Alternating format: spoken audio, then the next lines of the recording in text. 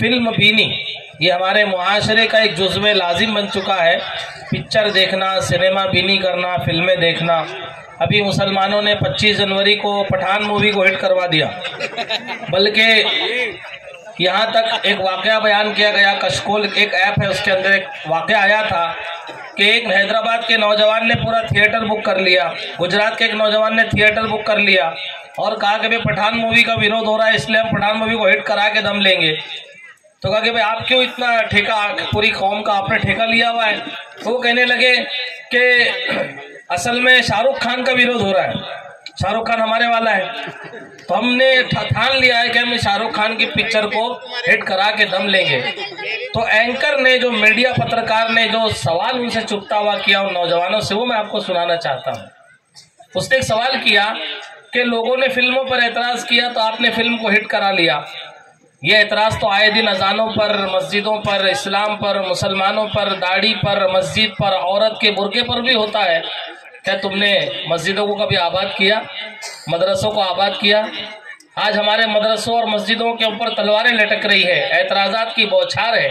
अल्लाह ताला हम सबको गैरत दीन नसीब फरमाए, एहसास और हमीयत इस्लामी नसीब फरमाए।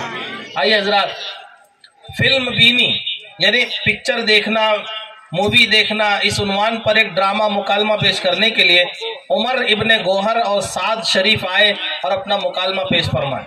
जरा बच्चों को रास्ता दे दीजिए। वालेकुम अस्सलाम व रहमतुल्लाहि व बरकातुहू। कैसे भाई साहब, कुछ परेशान से लग रहे हो? मौलाना साहब, मैं बहुत परेशान हूँ और मेरी परेशानी की वजह भयानक ख्वाब है। ख्वाब की वजह से आप इस कदर परेशान हो? आखिर आपने ऐसा कौन सा भयानक ख्वाब देख लिया? मौलवी साहब, वो ख्वाब ऐसा ही है, जब से वो ख्वाब देखा है मेरे तो होश ही उड़ गए। इसी सिलसिले में आपके पास मशवरे के लिए आ रहा था। अच्छा हुआ आप मुझे यही मिल गए। अजी मियां, यहाँ आने की क्या जरूरत थी? फोन कर लेते थे, इसी से काम चल जाता था। अच्छा बताइए, आपने ख्वाब में क्या देख लिया? मौलवी साहब, मेरा ख्वाब जरा गौर से सुनना।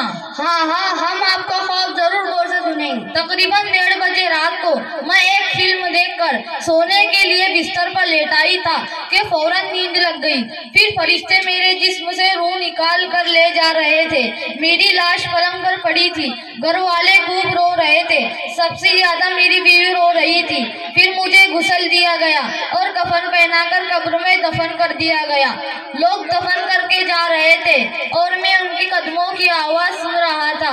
फिर अचानक कब्र में रोशनी हुई। बस क्या देखता हूँ कि डरावनी शक्ल वाले 2 फरिश्ते मेरी कब्र में दाखिल हुए और आते ही कड़कदार आवाज में पूछने लगे, मन रब्बू का। अच्छा, तो फिर आपने क्या जवाब दिया? जी मौलवी साहब, मैं क्या जवाब देता, मेरी तो बोलती ही बंद हो गई। उन्होंने फिर जोरदार आवाज में पूछा, मन रब्बू का। इस बार घबराहट और परेशानी में मेरी जबान पर वही फिल्में और गाने शुरू हो गए जो रोज मैं अपने मोबाइल और टीवी में देखा और सुना करता था। फिर उसके बाद क्या हुआ? अजी मौलवी साहब, बस मत पूछिए। इन फरिश्तों में से एक ने अपने हाथ में हथौड़ा उठाकर इतनी जोर से मेरे सर पर मारा कि मैं कई गज जमीन के अंदर धंस गया और मेरी कब्र चारों तरफ से भर गई। इसी पर बस नहीं हुआ, बल्कि कब्र को इतना तंग कर दिया कि इधर की फसली उधर और उधर की फसली इधर में घुसी चली जा रही थी और मेरा पूरा जिस्म आग से जल रहा था और मैं चिल्ला रहा था, बचाओ बचाओ, आग आग। जल्दी बताओ, उसके बाद क्या हुआ? फिर अचानक मेरे ऊपर किसी ने पानी की बाल्टी डाल दी और मेरी आँख खुल गई। देखा तो मेरी अम्मी कह रही थी, उठ मोटे, 2 बजे रात तक मोबाइल में फिल्म देखता है, फिर गाने सुनता है, फिर 10 बजे तक सोता है और बुरी बुरी आवाजें निकालता है। मौलवी साहब, क्या बताऊं, है तो ये ख्वाब, लेकिन मुझे इससे बहुत डर लग रहा है, क्योंकि एक मर्तबा मैंने आपसे सुना था कि फिल्म देखने वालों और गाने सुनने वालों का हश्र बहुत बुरा होगा। मौलवी साहब, जरा ये बताइए, मेरा ये ख्वाब हकीकत तो नहीं, यानी मरने के बाद मेरे साथ ये मामला तो नहीं होगा? भाई साहब, ये सिर्फ ख्वाब नहीं बल्कि वार्निंग है और ये बिल्कुल हकीकत है। मेरे भाई, हर इंसान को मरने के बाद इन मराहिल से गुजरना है। मौलवी साहब, जरा ये बताइए, जो उन्होंने मुझसे पूछा था उसका मतलब क्या है? वही फरिश्ते जिनको आपने ख्वाब में देखा है, उन्हें मुनकर नकीर कहते हैं और वही फरिश्ते इंसान से वही सवाल और जवाब करते हैं जो आपसे कर रहे थे और इन्हें सवालों जवाब के बाद इंसान की राहत और तकलीफ का फैसला कर दिया जाता है।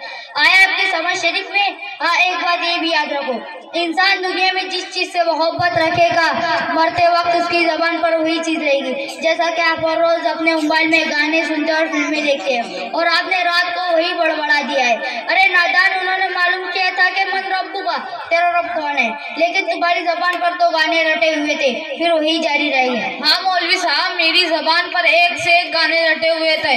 मैं बहुत शर्मिंदा हूँ, वाकई दिल से नादिम हूँ। अब क्या करूँ बता दीजिए। भाई साहब, आपने जो ख्वाब देखा है वो अल्लाह ताला की तरफ से तुम्हारे लिए तंबीह और वार्निंग है। अल्लाह ताला तुम्हें बताना चाहता है कि ऐ मेरे बंदे, अभी भी समझ जा, अभी भी बहुत वक्त है। आखिरत के वास्ते कुछ नेक काम कर ले, अपने जिंदगी के रुख को बदल ले, वरना याद रख जो ख्वाब में देखा है एक दिन इस मरहले से गुजरना है। और ये भी याद रख लेना, मौत दोबारा चांस नहीं देती, पहले पैरे फिर आँख नहीं खुलेंगे और मोहलत नहीं मिलेगी। मौलवी साहब, मैं आपके सामने तौबा करता हूँ कि कभी भी गाने नहीं सुनूंगा, फिल्में नहीं देखूंगा। मैं अहद करता हूँ कि अपनी जिंदगी दीने इस्लाम के मुताबिक गुजारूंगा। आप दुआ करें अल्लाह ताला मेरी तमाम गलतियों कोताहियों को माफ करे और सिराते मुस्तकीम पर गामजन फरमा दे। आमीन सुम्मा आमीन। जी साथ भाई, हम भी अल्लाह से तुम्हारे लिए दुआ करेंगे इंशाअल्लाह। अच्छा मौलाना साहब, मैंने आपका बहुत वक्त ले लिया, अब चलते हैं। अब कभी भी गाने मत सुनना और फिल्में मत देखना। हदीस शरीफ में आता है कि जो शख्स गाने सुनता है और फिल्में देखता है, ऐसे लोगों के कानों और आंखों में कयामत के रोज शीशा पिघला कर डाला जाएगा। हर इंसान अगर सोच ले कि इसको कैसे बर्दाश्त करेगा, इसलिए इन शैतानी कामों से अपने आप को बचाए और दुनिया में रहते हुए आखिरत की तैयारी करे। अब चलते हैं। अस्सलाम वालेकुम। अस्सलाम। माशाअल्लाह, इन दोनों तलबा को